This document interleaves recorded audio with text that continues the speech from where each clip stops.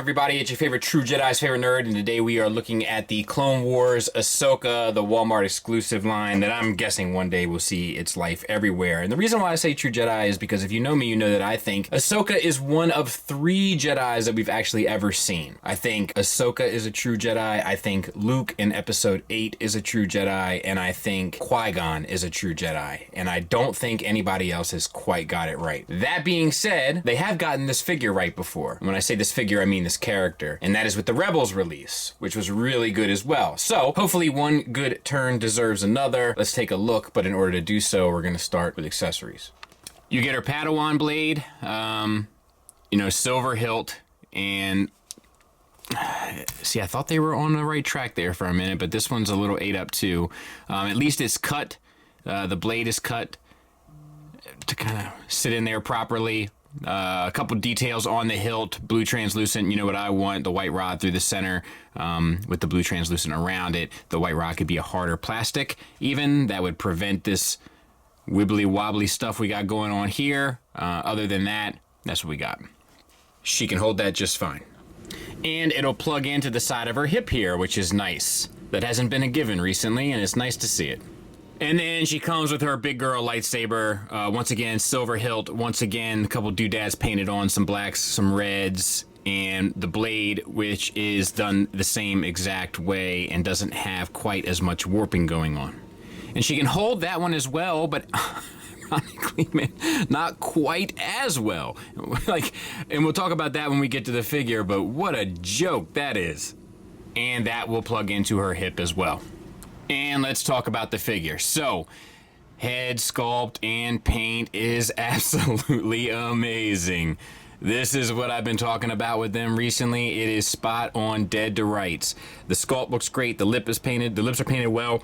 Eyes are painted well with eyelashes. Eyeliner. The tattoos around the face in the bright white looks great. The crest with the gray band and then all of the markings on the tentacles looks perfect. Just stellar stuff. Double ball peg from the head into the neck. Nothing from the neck into the chest, which is something that's lacking because they've been doing that recently. But let's see if it makes any difference. Down, not a whole lot. Up, not a whole lot. Swivel is there. Confused dog look is there. The tentacles get in the way, right? Cost of doing business, I suppose. We have really sharp silver paint on the chest deco. Looks fantastic. All of the wrinkles and stuff around the chest look fantastic. Single ball peg, I'm guessing, from the chest into the abdomen, but works surprisingly well. Forward and back, and the swivel, and the little teapot. All works really well. And the same sculpted detail follows through with the wrinkles in the stomach area.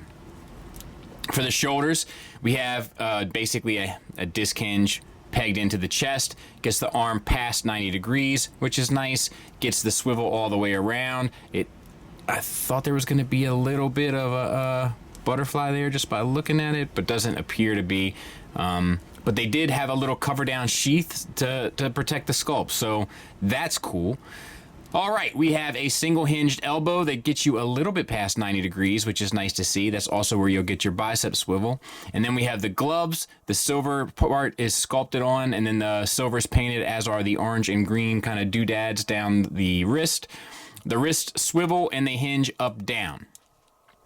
Silver paint on the top of the hand there, and the glove is painted well. I got a sneeze coming on. Ugh, grief. I feel like it's going to be one of those ones where you buy one, get one free. Hold on a second. Maybe it's all right. Okay, for the other one, it's done the same. Now, let me talk about these hands.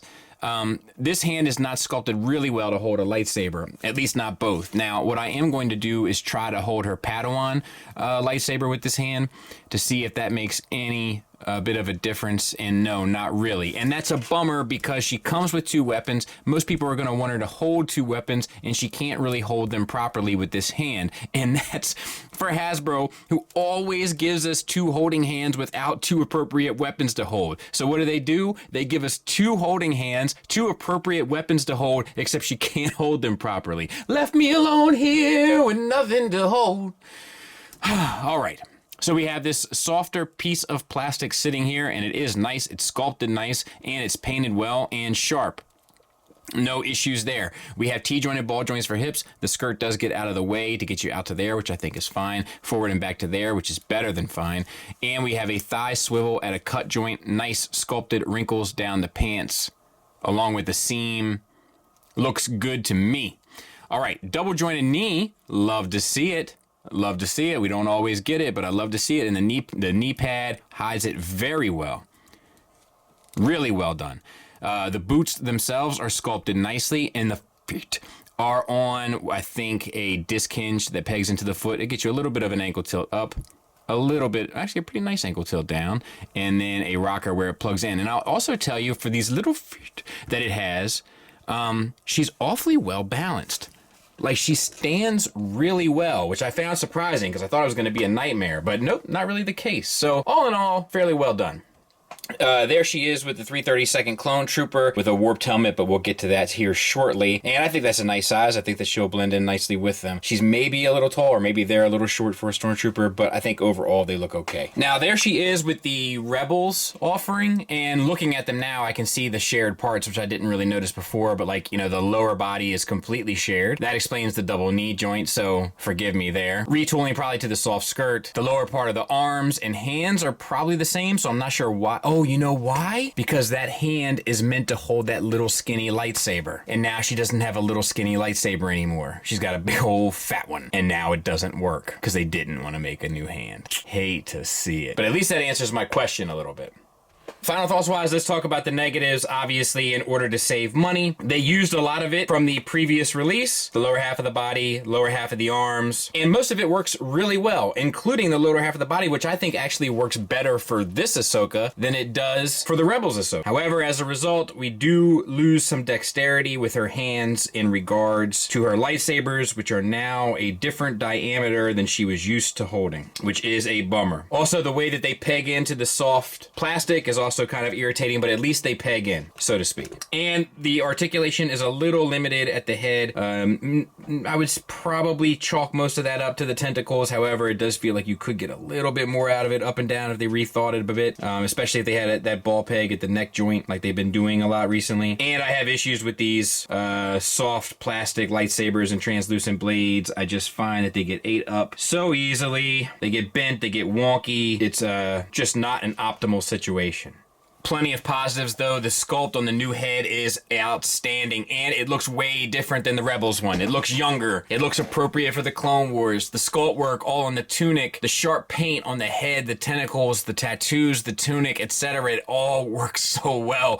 It's a really well done figure with really touch-and-go accessories. But this figure is really exceptional. So a strong recommend from me. Love to see it. Thanks for listening. Thanks for watching. Until next time, take care.